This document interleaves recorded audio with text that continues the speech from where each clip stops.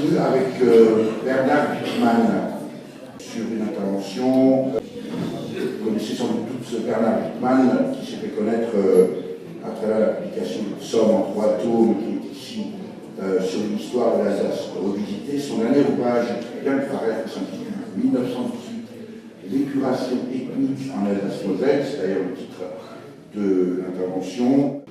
Bernard Wittmann est malheureusement revenu à l'étranger, je rassure, c'est pas de son gré, c'est juste un contre-temps. Il est représenté par Germain Zimmeré. Germain a été directeur des systèmes informatiques de l'État universitaire de Strasbourg et président de l'Institut national d'informatique universitaire. Il est l'actuel président de l'IUT Lille-Kirch. Et si vous représentez Germain aujourd'hui, Bernard Wittmann, par hasard, je vous laisse nous expliquer et surtout, bien sûr, de dérouler son intervention. Bien. Alors, c'est vrai que parmi toute l'Assemblée ici, c'est certainement moi, un de ceux qui ait le moins de légitimité pour parler, je dirais, de l'histoire alsacienne de cette époque-là. Mais lorsque on m'a demandé si je ne voulais pas faire la présentation de Bernard, qui, comme ça vient d'être dit, est retenu à l'étranger plus longuement que ce qu'il avait prévu, j'ai dit c'est pour moi un grand honneur. C'est pour moi un grand honneur de représenter et de présenter le texte de Bernard, parce que je dirais que ce qui concerne la connaissance de l'histoire d'Alsace, pour moi, pour notre histoire, c'est mon père spirituel. Moi, avant de connaître les ouvrages de Bernard, et j'ai appris les premiers ouvrages, le premier que j'ai eu entre les mains, que beaucoup d'entre vous connaissent certainement, je ne sais pas s'il est sur la table, c'était la fameuse histoire de l'Alsace autrement, en 3 volumes de 1000 pages, et que j'ai appris à connaître, disons, il y a 7-8 ans. Le hasard a voulu qu'une voisine chez moi, finlandaise, me prête ses ouvrages, voilà. Donc, si vous ne connaissez pas ça, moi, j'ai appris l'histoire de l'Alsace à travers le début, j'ai appris à travers ces livres-là. C'est vraiment un ouvrage, un travail remarquable, qui est près de 1000 pages et qui date de 1999. Alors, comme beaucoup de gens de ma génération, et ça a été largement évoqué ce matin, moi, notre histoire de l'Alsace de cette période, je ne l'ai pas connue, je ne l'ai pas appris à l'école, ça a été largement évoqué. Je ne l'ai pas appris dans les cercles familiaux, parce que dans les cercles familiaux, si on parlait de guerre, on parlait essentiellement de la Deuxième Guerre mondiale, parce que mon père et tous mes oncles et tout, étaient surtout là, je dirais, occupés, pris dans la guerre de 39-45, mais on parlait peu, voire pas, de cette période-là. Et donc, jusqu'en 2014-2015, à ma rencontre effective de Bernard, j'avais lu un certain nombre, j'avais eu l'occasion de lire d'autres de ses ouvrages, et moi je dirais simplement, j'ai une très grande admiration pour lui, parce que c'est notre historien. Moi je considère que même s'il n'était pas professionnel historien, c'est notre historien de référence. Enfin, moi je conseille à tout le monde de prendre connaissance de certains de ses ouvrages.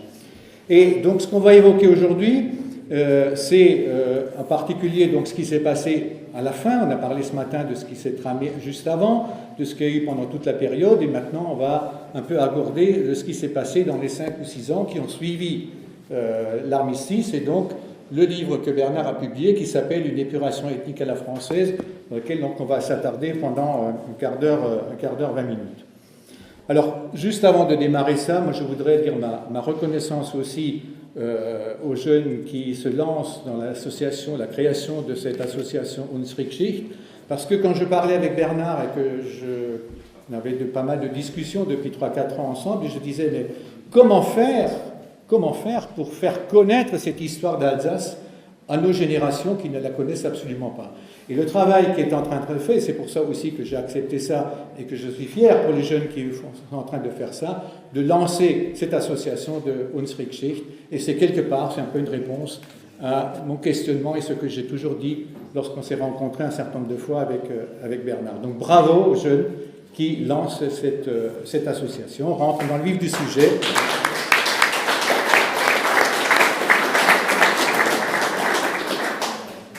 Alors novembre 18, l'épuration ethnique à la française débute. Alors auparavant, peut-être 3-4 rappels de date pour un peu fixer le cadre par rapport à ce qu'on va dire après. Donc le 11 novembre, je ne vais pas y revenir. Ensuite, signature du traité de paix de Versailles, le 28 juin 1919. La loi française de ratification du traité de paix, 12 octobre 1919. Et le traité de paix promulgué et ratifié par l'Allemagne le 10 janvier 1920. C'est important d'avoir ces quelques dates en tête par rapport à ce qu'on va dire maintenant. Donc, novembre 18, les libérateurs arrivent. La déclaration du général Joffre, appelée Pacte de Thann, du 24 novembre 1914, avait installé en Alsace un climat de confiance et de sérénité. Pourquoi ?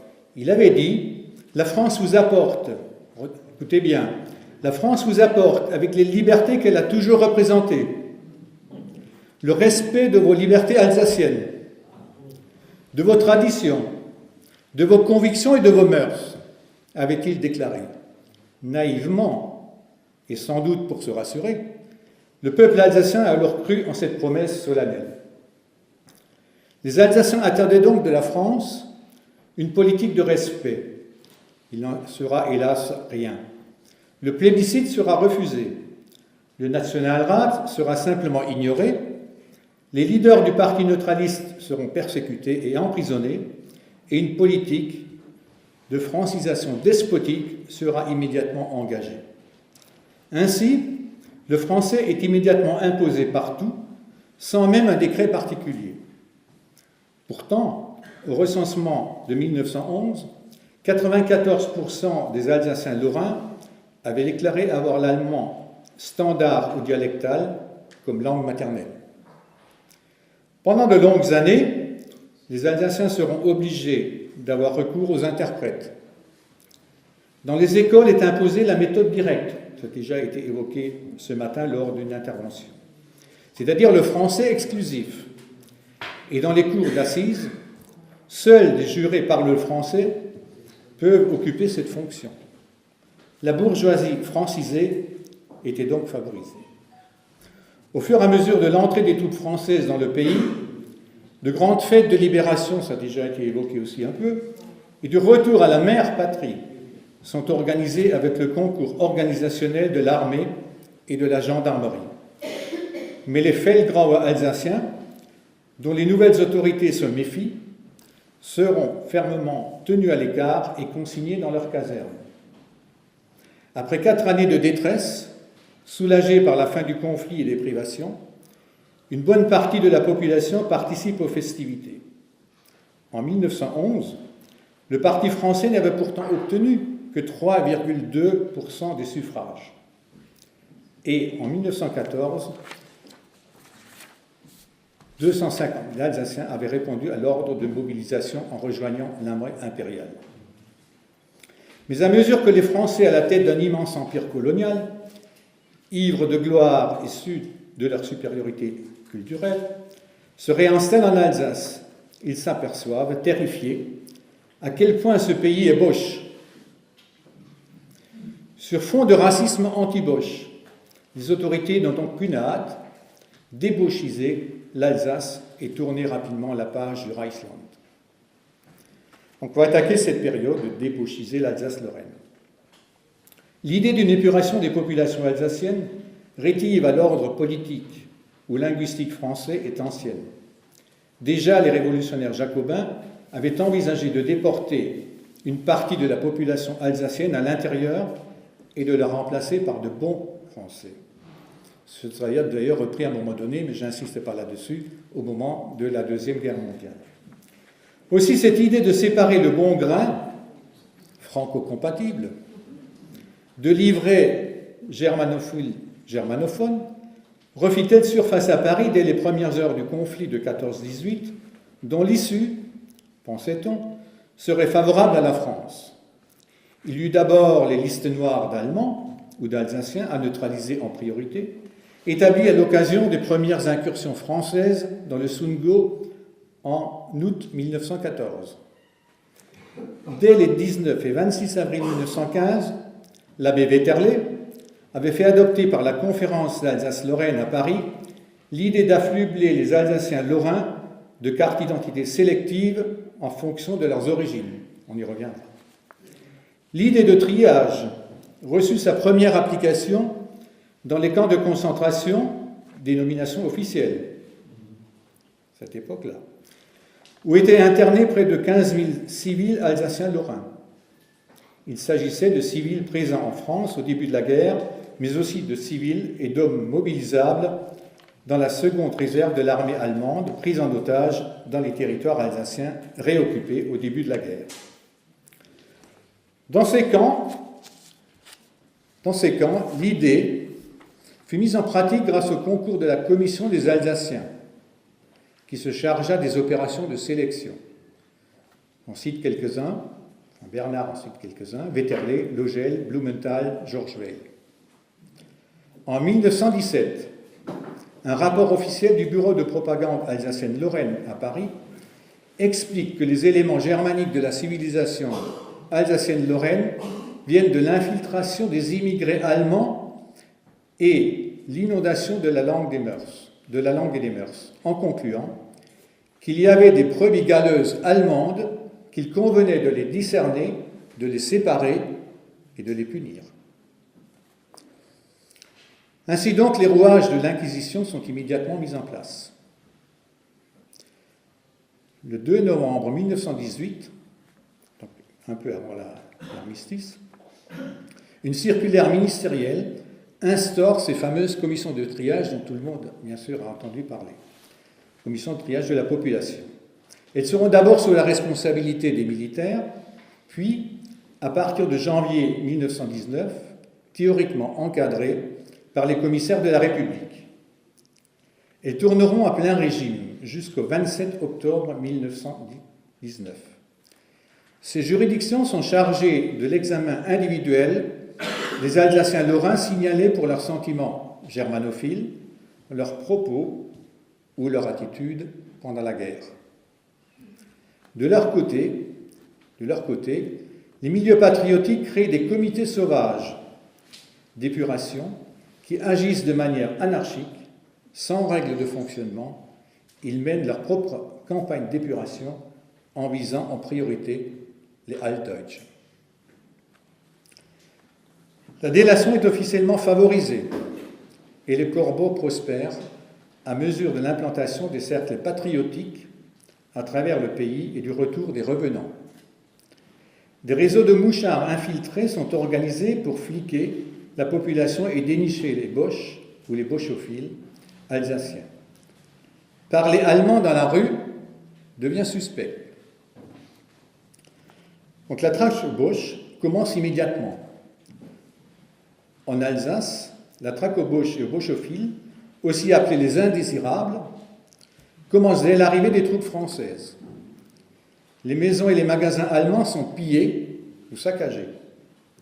Des Allemands sont molestés dans la rue, des écoliers allemands sont exclus des classes, aux vitrines des magasins allemands sont collées des affichettes, vous pouvez voir dans son livre, là, sur lesquelles on met « Maison d'un sale Boche ». Les Allemands se terrent en espérant échapper ainsi à l'expulsion. Après la libération de 1918, on traquait tout ce qui pouvait paraître vaguement suspect au Roland Bosch, se souvient Robert Heitz, dont il a été plusieurs fois question aujourd'hui, et qui était, c'est lui qui le dit, mais qui était quand même francophile. La chasse aux indésirables trouve son prolongement administratif dans un simple tampon rouge étranger, appliqué sur les fiches domiciliaires soigneusement tenues à jour par les autorités du Reichsland, pour leur favoriser leur repérage et trouver leur domicile. C'est donc toute une politique d'épuration ethnique décidée au plus haut niveau de l'État qui sera mise en place et soigneusement menée à son terme. On va dire quelques mots des cartes d'identité ethniques. Dès l'arrivée des troupes françaises, les mairies reçoivent l'ordre de délivrer des cartes d'identité répartissant la population en 4 catégories. Ces cartes sont officiellement instituées par un arrêté ministériel du 14 décembre 1918. La carte A est délivrée aux Alsaciens de souche. La carte B pour père ou mère ayant une carte A, l'autre conjoint étant allemand. Carte C, dont le père et la mère étaient nés dans un pays étranger, allié ou neutre. Carte D, et on va voir ensuite les conséquences que ça va avoir sur toutes ces personnes-là. Carte D, les Allemands venus en Alsace après 1870 et leurs descendants. Dans le cas d'un Alsacien, carte A, ayant épousé une Alsacienne, carte B, leurs enfants mineurs reçoivent automatiquement la nationalité du père, soit la carte A. Les enfants adultes, la carte B.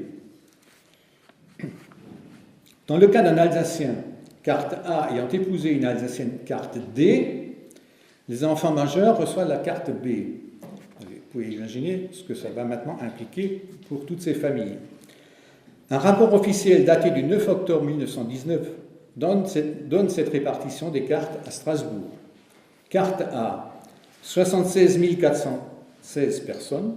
Carte B, 14 348. Carte C, 2243. Et carte D, 30 951 personnes. Ce classement entraîne au sein des familles mixtes une discrimination interne, tous les membres n'ayant pas les mêmes droits. En effet, un système discriminatoire est mis en place qui donne des droits différents aux différentes catégories. Le taux de change, par exemple, le taux de change pour les cartes A est de 1,25 franc pour un mark. Ceux de la carte D peuvent les changer à 0,74 francs seulement. Vous voyez les conséquences que ça a sur le plan, je dirais, pour les familles. Les cartes C et D voient leur droit de circulation réduit, tandis que les A peuvent circuler librement partout. Les Alsaciens lorrains de souche, c'est-à-dire ceux en mesure de prouver leur implantation en Alsace depuis 3 générations, peuvent bénéficier de la réintégration. Ils sont ainsi contraints d'effectuer des démarches et des recherches généalogiques humiliantes. Les divorces des couples mixtes sont favorisés et les démarches accélérées. On va venir maintenant à l'expulsion des vieux Allemands. En 1914, 310 000 Allemands vivaient en Alsace-Moselle, dont 16 500 fonctionnaires. 4 000 quitteront volontairement le Reichsland vers la fin du conflit. En Alsace seule, leur nombre était de 137 000. À Strasbourg vivaient 60 000 Allemands. À Colmar, ils représentaient 16% de la population et 10% à Mulhouse. En Moselle, en 1904, plus d'un habitant sur 4 est allemand. À Messwil, 53% de la population est allemande.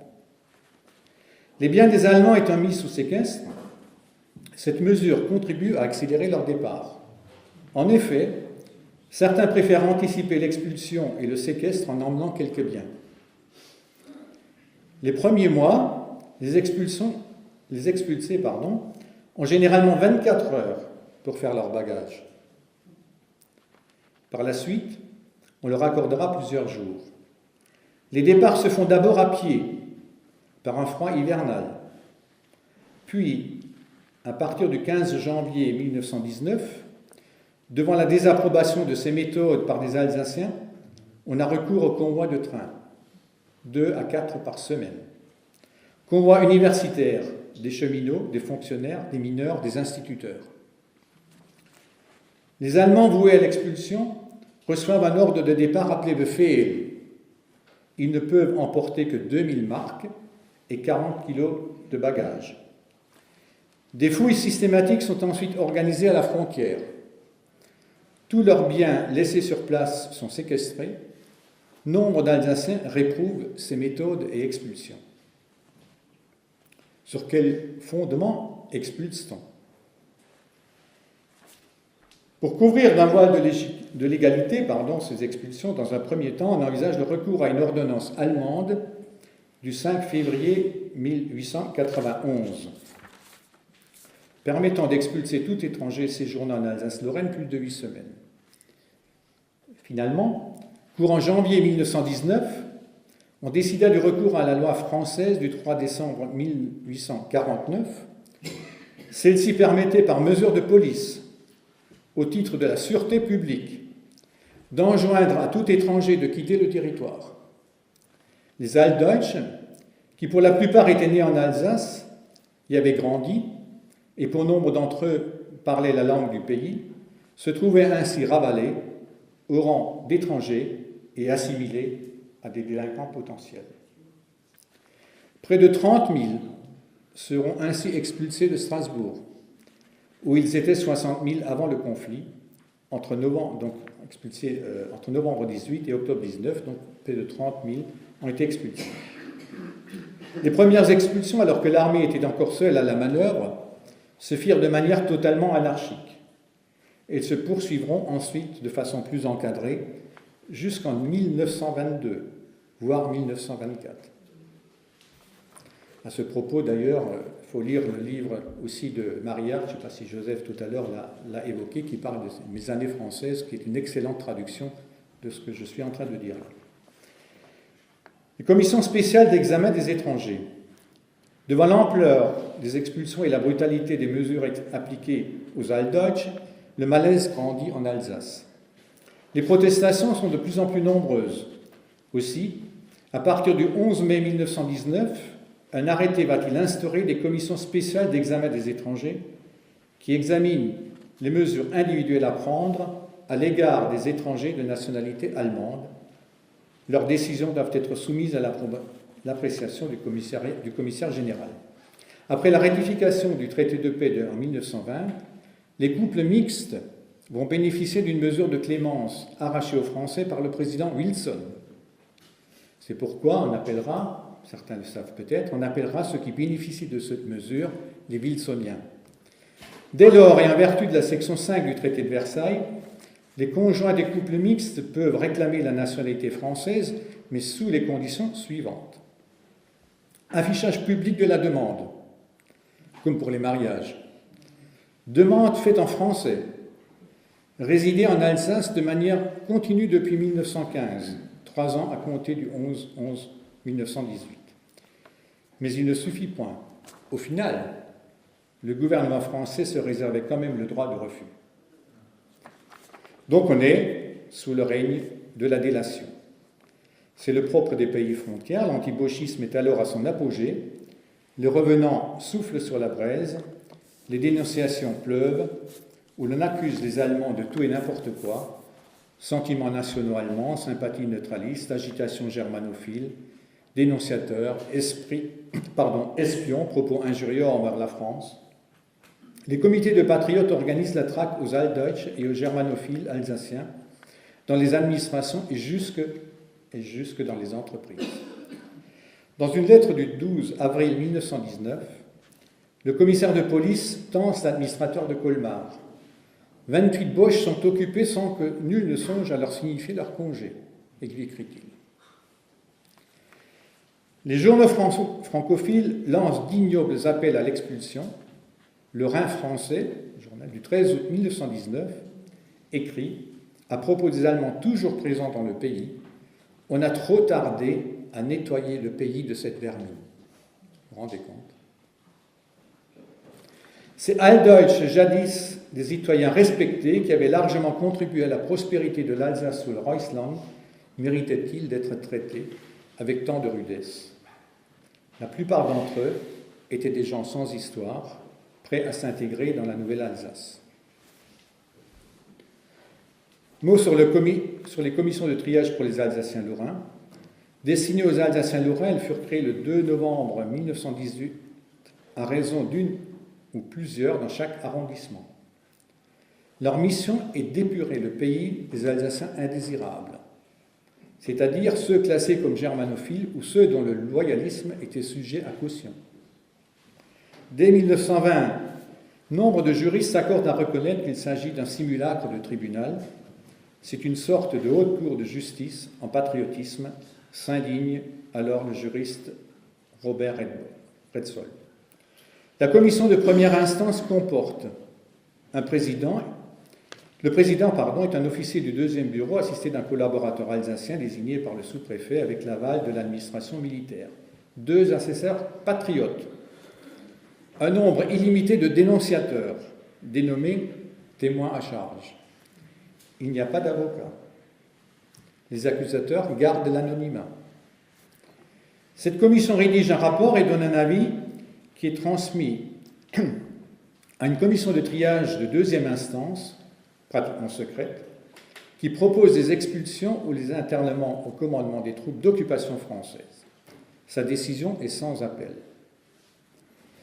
Mais des conflits surgissent. À partir du 23 janvier 1919, le pouvoir décisionnel passe au commissaire de la République, mais les militaires continuent à noyauter l'institution.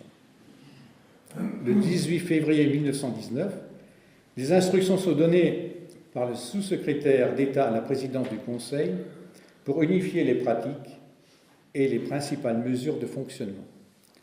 Les Alsaciens doivent être classés de manière suivante. A. Aucune mesure à prendre contre eux. B. Il est douteux. C. À surveiller discrètement. Dans le B, il y a A à surveiller discrètement. Petit b. Fonctionnaire à déplacer. Et C. Fonctionnaire à interdire de toute fonction publique à l'avenir. Et la catégorie des suspects à soumettre à une surveillance administrative dans les conditions définies par la commission de 2e degré. Et le petit b à expulser tout de suite. Le passé des Alsaciens est ainsi passé au crible. Les fonctionnaires germanophiles sont expulsés, internés ou révoqués. 1000 instituteurs sont ainsi révoqués et remplacés, devinez par combien, 1500 instituteurs venus de l'intérieur ou des colonies. Cherchez pourquoi. Les Alsaciens s'élèvent contre ces mesures qu'ils trouvent choquantes.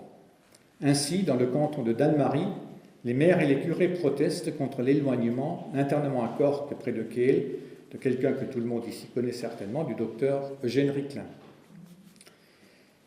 Tout ceci est exécuté en pleine illégalité, puisque les Alsaciens étaient toujours citoyens allemands de juré.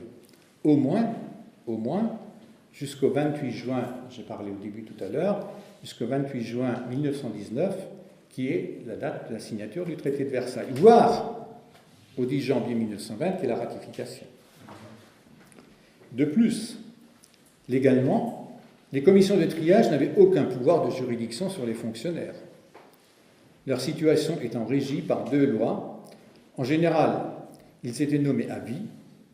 Aussi, à partir du 7 mai 1919, vont-ils échapper à la persécution des commissions de triage, les chambres de discipline ayant été remises en fonction à cette date. Cependant, le commissaire général se réserve toujours le droit de muter ou de révoquer les fonctionnaires pour des motifs politiques. D'après un sondage effectué sur 2000 expulsés, l'historien français Hubert Phil a recensé carte D, 93,6%, carte A, Alsacien de souche, 3,2%, carte B, 3,2%. Au total, on estime à près de 10 000 le nombre d'Alsaciens lorrains nés dans le Reichsland, carte A et B, qui furent expulsés. Les élites intellectuelles et politiques étaient tout spécialement dans le viseur des épurateurs. Des grands noms de la politique alsacienne sont condamnés au bannissement. Jean Eiffel, le docteur Ricklin, Charles Kunz, Émile Petry, le baron Hugo Zorn von Bühlach, Rudolf Schwander, Heinrich Pauli. Les commissions de triage furent supprimées officiellement le 27 octobre 1919 par une circulaire de Millerand après 11 mois d'existence. Mais pour les Altdeutsch, les expulsions se poursuivent jusqu'en 1924. Ainsi, à partir du 5 août 1922, par mesure de rétorsion, Poincaré fait encore expulser 150 Altdeutsch par semaine. Ces expulsions ont donc été, bien sûr, un drame humain. Elles s'accompagnèrent d'humiliations, parfois de brutalité, et se soldèrent par le séquestre de biens. Ces spoliations de biens constituèrent un énorme pillage.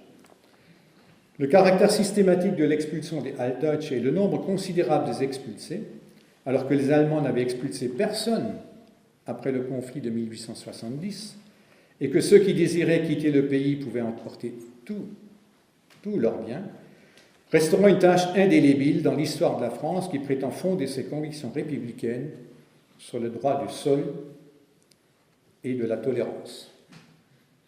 De 1918 à 1922, en Alsace-Moselle, c'est pourtant le droit du sang qui s'applique. L'élite germanophone alsacienne est décapitée.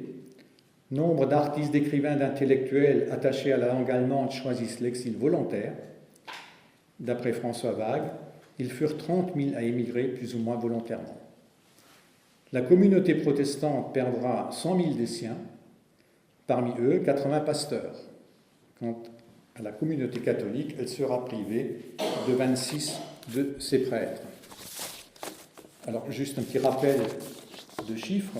La population Alsace-Lorraine était de 1 874 000 en 1910 et sans plus en 1910, donc 100 ans après, que 1218 en Alsace seule.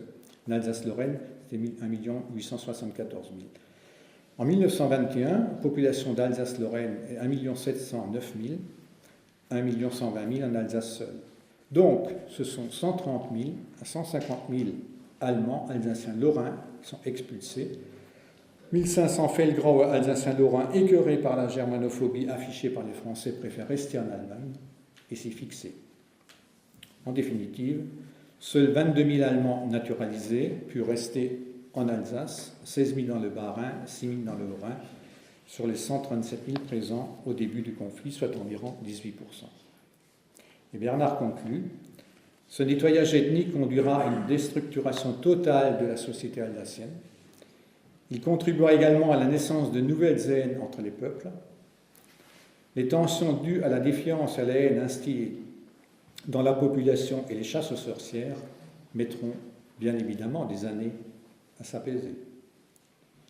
Cette saignée, opérée parmi les élites germanophones du pays alors aux affaires, et dont la vocation était à terme de mener le pays vers l'émancipation, ça a été évoqué aussi au cours des exposés précédents, aura pour conséquence directe l'affaiblissement de l'ensemble des forces vives, tant économiques que sociales, morales, culturelles ou politiques, dont l'Alsace ne se remettra plus jamais. Jamais les victimes des commissions de triage ne furent indemnisées ni réhabilitées. Curieusement, la plupart des dossiers d'expulsion disparurent des archives. Voilà le texte de Bernard. Je peux vous dire, pour l'avoir lu, je vous conseille effectivement tout ce que je viens de dire là est largement développé avec toutes les références au texte, avec des photocopies d'articles et tout, dans ce livre-là. Je vous remercie.